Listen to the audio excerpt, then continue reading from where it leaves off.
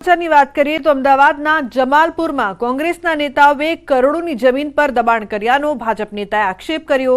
કબાડી market પર કોંગ્રેસ નેતાઓએ દબાણ કર્યું હોવાના આક્ષેપ સાથે ભાજપના ધારાસભ્ય અમિત શાહે એએમસી કમિશનરને વધુ એક પત્ર લખ્યો અને કોંગ્રેસ વોર્ડ સમિતિ પ્રમુખ સામે લેન્ડ ગ્રેબિંગ ગુનો નોંધીને દબાણ દૂર કરવાની માંગ કરી છે।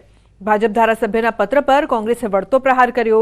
ધારાસભ્ય ઇમરાન ખેડાવાલાએ કમિશનરને પત્ર લખી ખાડિયામાં હેરિટેજ બિલ્ડિંગો તોડીને બાંધકામ ખડકી દેવાયાનો આક્ષેપ કર્યો છે।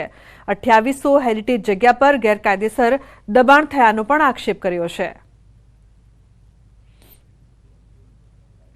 ભારતીય જનતા પાર્ટી અને કોંગ્રેસના ધારાસભ્યો એકબીજા ઉપર પત્ર લખીને આક્ષેપો કરી રહ્યા છે કે ગેરકાયદેસર દબાણો થઈ રહ્યા છે, તો સાથે જ જે જમીનો છે તે નેતાઓ હડપી રહ્યા છે। ત્યારે જ એલએસપીના ધારાસભ્ય અને ભારતીય જનતા પાર્ટીના શહેર પ્રમુખ અમિત શાહે કમિશનરને પત્ર લખીને કહ્યું છે કે જમાલપુર વિસ્તારના અનેક એવા એરિયાઓ છે જેની અંદર ગેરકાયદેસર દબાણ છે તે કોંગ્રેસના જે નેતાઓ છે તે કરી રહ્યા છે અને કરોડો રૂપિયાની જમીન છે તેના ઉપર દબાણ કરીને ગેરકાયદેસર ખંડણી છે તે લેવામાં આવી રહી છે। તો તેની બીજી તરફ જમાલપુરના જ ધારાસભ્ય જે કહી શકાય કે ઇમરાન ખેડાવાલા છે તેઓએ કમિશનરને પત્ર લખીને કહ્યું છે કે ખાડિયા વિસ્તારમાં પણ અનેક એવી ઇમારતો જે છે તેની અંદર ગેરકાયદેસર દબાણો થઈ રહ્યા છે, તેના ઉપર બાંધકામો છે તેને કેમ કાર્યવાહી થતી નથી। ત્યારે ચોક્કસ એ માની શકાય કે એક એવો પણ આક્ષેપ છે કે ક્યાંક એક વર્ગને ટાર્ગેટ કરવા માટે ભારતીય જનતા પાર્ટીના નેતાઓ એક સ્પર્ધા કરી છે તે પ્રકારનો આરોપ ખેડાવાલા કરી રહ્યા છે। તો બીજી તરફ અમિત શાહ કહી રહ્યા છે કે આ પ્રકારના દબાણો જે થઈ રહ્યા છે દબાણો સતત તેને દૂર કરવા જોઈએ અને જે રીતે રાજકીય એક લેટર વોર ચાલી રહ્યું તે પ્રકારની ઘટના છે તે અમદાવાદ શહેરમાં સામે આવી છે। પ્રણવ પટેલનો અહેવાલ, ન્યૂઝ 18 અમદાવાદ। તો કોંગ્રેસના નેતાઓ સુરતની મુલાકાતે છે। રાજ્યસભા સાંસદ મુકુલ વાસનિક, પ્રદેશ કોંગ્રેસ પ્રમુખ શક્તિસિંહ ગોહિલ અને અમિત ચાવડાએ વિવિધ મુદ્દાઓ પર પ્રેસ કોન્ફરન્સ કરી। ભરૂચમાં બાળકી પર દુષ્કર્મ, ડ્રગ્સ, ખ્યાતિકાંડ, બીઝેડ કૌભાંડ સહિતના મુદ્દાઓ પર પ્રેસ કોન્ફરન્સ કરી। સાથે જ સુરતમાં હીરા ઉદ્યોગને ભયંકર મંદીમાંથી બહાર લાવવાની પણ માંગ કરી। સરકાર તાત્કાલિક રત્ન કલાકાર કલ્યાણ બોર્ડની સ્થાપના કરે તેવી કોંગ્રેસે માંગ કરી છે।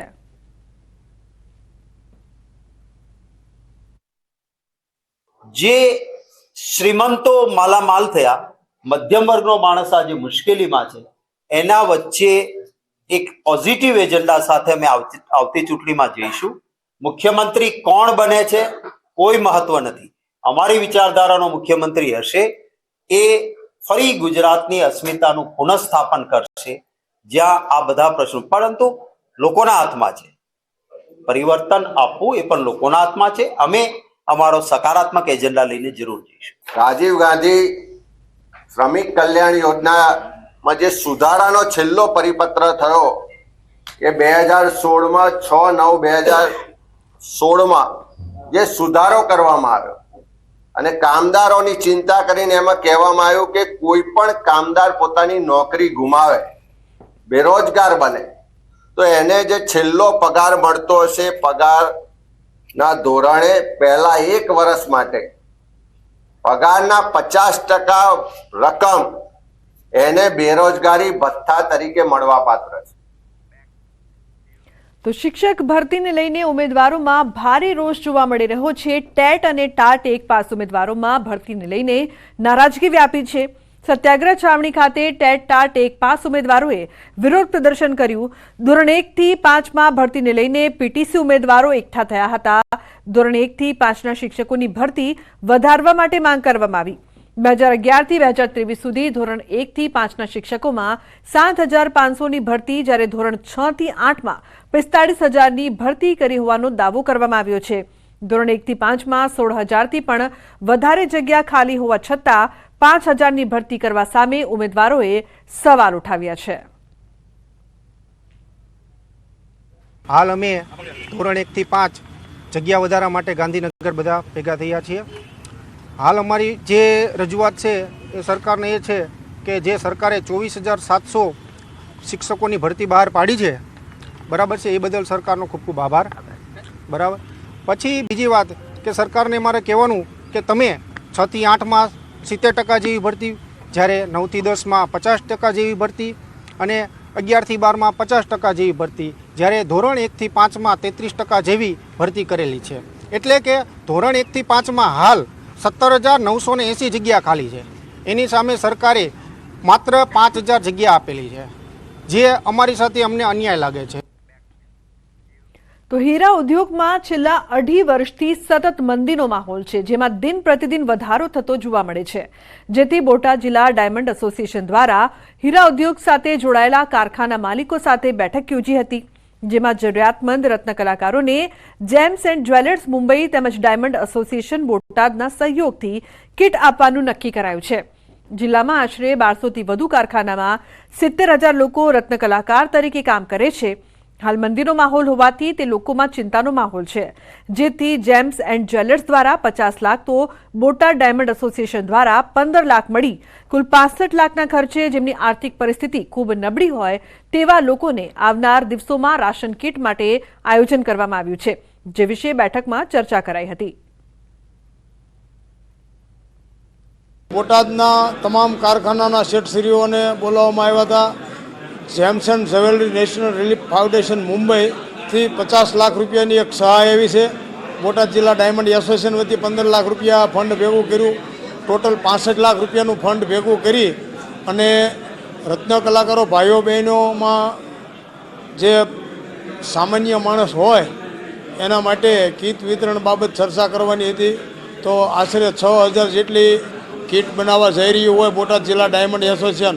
બોટાદની સ્થિતિ એવી છે ભાઈ કે ખરેખર બહુ ભયંકર મંદી જેવો પિરિયડ ચાલે છે. ઉપરથી કાચાની પૂરેપૂરું કાચું મળતું નથી, મોંઘા ભાવે કાચું મળે છે. તૈયારમાં કોઈ ગ્રાહક છે નહીં, એટલે તૈયાર કોઈ લેતું નથી. પોતાના ક્રેડિટ ઉપર પણ ખરાબ અસર પડે છે, એને ઘર ચલાવવા માટે પણ મુશ્કેલી છે, એટલે ન કરવાના પણ કામમાં એવડા આડાવાળા કામમાં લાગી જાય છે. આજે ખેતીવાડીની અંદર પણ ઘણા બધા માણસો વ્યા ગયા, મજૂરી કામ કરવા પણ ઘણા બધા વ્યા ગયા છે. જે દિવાળી પહેલાં કારીગરો હતા એની કરતાં અત્યારે 50% કારીગરો આ હીરાની અંદર અત્યારે છે નહીં, તો કારીગરો ઘણા બધા આમાંથી ઘટી ગયા છે. તો દ્વારકાના દ્વારકાધીશ જગત મંદિરમાં મળતા પ્રસાદને ઉત્તમ ક્વોલિટીનો જાહેર કરાયો છે. ફૂડ વિભાગ દ્વારા પ્રસાદની ગુણવત્તાને ઉત્તમ ક્વોલિટીનો જાહેર કરાયો છે. Food safety and standard authority of ઇન્ડિયાએ દ્વારકાધીશ મંદિરના પ્રસાદને બેસ્ટ ક્વોલિટીનું બિરુદ આપ્યું છે. થોડા દિવસ પહેલા રાજ્યના વિવિધ મંદિરોમાં પ્રસાદની ગુણવત્તાને લઈને ચકાસણી કરવામાં આવી, જેમાં દ્વારકાના દ્વારકાધીશ જગત મંદિરના મળતા પ્રસાદની પણ ચકાસણી કરવામાં આવી હતી. ફૂડ વિભાગે સેમ્પલ લઈને તપાસ માટે મોકલ્યા હતા. Government of India, food safety and standard authority of government of India દ્વારા જે સેમ્પલ ટેસ્ટિંગ કરી અને જેનો જે રિપોર્ટ આપવામાં આવેલો છે તે દ્વારકાધીશ મંદિર ટેમ્પલમાં જે પ્રસાદનું વિતરણ થાય છે એ વેરી ગુડ ક્વોલિટીનું સર્ટિફિકેટ આવેલું છે. તો સોમનાથના ત્રિવેણી સંગમમાં પૂજા સામગ્રી પધરાવવા પર પ્રતિબંધ મૂકવામાં આવ્યો છે. ચુંદડી, કાપડ, નાળિયેર, ફૂલો તેમજ માટીના વાસણો સહિતની વસ્તુઓ પર પ્રતિબંધ લગાવ્યો છે. ત્રિવેણી નદીમાં કોઈપણ પ્રકારનો કચરો નાખવા પર પ્રતિબંધ ફરમાવાયો છે. તો દ્વારકામાં વર્લ્ડ સનકન સિટી ડેની ઉજવણી કરવામાં આવી છે. દ્વારકા ખાતે કૃષ્ણા જલા જપા દીક્ષા ઇવેન્ટ યોજવામાં આવી. એક એનજીઓ દ્વારા ગુજરાત ટુરિઝમ વિભાગના સહયોગથી કાર્યક્રમનું આયોજન કરાયું. करके जल जपा श्री कृष्ण भगवान का जल जपा दीक्षा कर लिया है और हम ये भी फील कर रहे हैं कि हमारे साथ कोई अंदर है और वो साथ दे रहे हैं और हम सबको भरोसा दे रहे हैं कि अच्छा ये होने के लिए हम जल जपा माला लेके माला को करने के लिए जपा करने के लिए अच्छा હેરિટેજ નગરી જે ખાસ સમુદ્રમાં છે એનો થી બધા પરિચિત થાય અને જાણકારી મળે, એનું પ્રમોશન થાય, એના માટે આ સંસ્થા ખાસ કરીને જે કૃષ્ણ ભગવાનનું એક કેમ્પેન ચલાવે છે. સમાચારનો પ્રવાહ યથાવત રહેશે. હાલ રોકાઈશું એક બ્રેક માટે. આપ જોતા રહો ન્યૂઝ.